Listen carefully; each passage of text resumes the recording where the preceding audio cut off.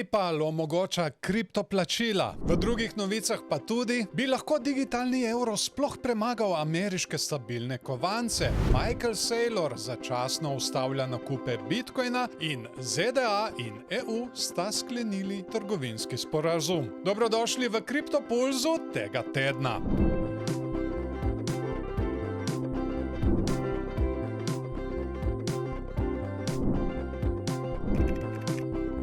PayPal je v ZDA predstavil novo funkcijo, ki trgovcem omogoča sprejemanje plačil v več kot 100 različnih kriptovalutah, kot so Bitcoin, Ethereum in Solana. Kupci lahko plačajo s kriptovaluto, ki se nato takoj pretvori v ameriške dolarje ali PayPalov lastni digitalni kovanec PayUSD. To pomeni, da trgovci ne prevzemajo tveganja zaradi nihanja cen kripta. Plačila bodo mogoča prek znanih kriptodenarnic, kot so MetaMask, Coinbase Wallet in Binance. Provizije pa bodo zelo nizke. Ta poteza PayPala je pomemben korak k širši uporabi kriptovalut v vsakdanjih plačilih, predvsem za mala podjetja in čezmejno trgovino. Evropa naj bo naslednja. Svetovalec Evropske centralne banke meni, da zgolj uvedba digitalnega evra ne bo dovolj za konkurenco ameriškim stabilnim kovancem, kot je USDT. Po njegovem mnenju bi morala Evropa poleg razvoja digitalnega evra podpreti tudi regulirane stabilne kovance v evrih in bolj sodelovati na področju mednarodne zakonodaje. Trenutno ima dolar zaradi večje uporabe svojih stabilnih kovancev precejšnjo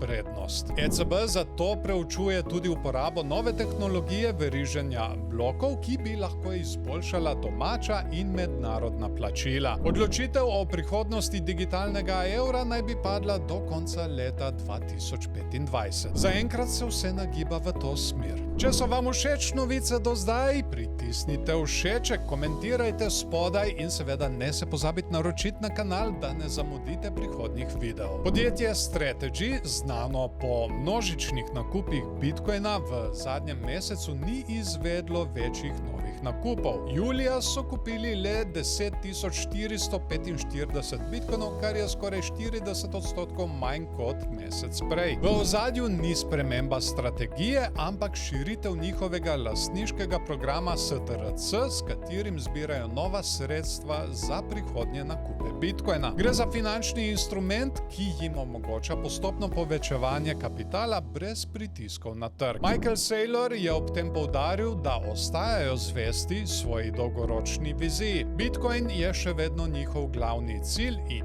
dolgoročno sredstvo za zaščito vrednosti. No, zagotovo bodo kmalu začeli z novimi nakupi. Po intenzivnih pogajanjih sta ZDA in Evropska unija dosegli nov trgovinski dogovor, ki vključuje enotno 15% carino na večino evropskega blaga, vključno z avtomobili in farmacevtskimi izdelki. Hkrati se je EU zavezala, da bo do konca Trumpovega mandata kupila za $750 milijard ameriških energentov. Čeprav carine pomenijo dodaten strošek za evropska podjetja, dogovor zmanjšuje tveganje trgovinske vojne. Evropski voditelji so dogovor večinoma podprli, vendar opozarjajo, da ne rešuje vprašanj, kot so digitalna trgovina in kriptoregulacija. Gre za pomemben premik, ki krepi energetsko varnost EU in utrjuje gospodarsko povezavo z ZDA. Kaj pa vi mislite o tem dogovoru? Komentirajte spodaj. Hvala vam za ogled in se vidimo v naslednjem videu.